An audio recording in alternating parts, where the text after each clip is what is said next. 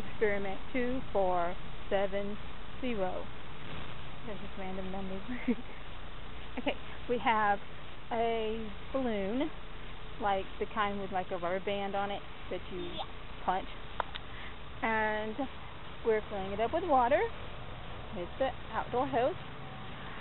And we're gonna let it explode. So the experiment is, how much water can it hold before it explodes? Yep, that. So we will just wait. And let it get water before it blows. Yeah, all that. And we are back. We filled up a little more water, and we still don't have explosions. So we'll wait.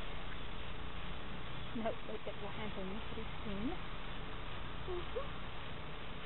And I'll be standing here to watch it explode on me.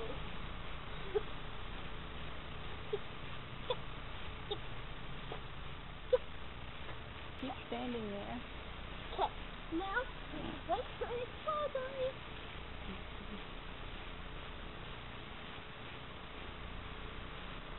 Waiting, sound to happen. What? Yeah. Okay, so wait. Oh, there it goes. Hey, that was sudden.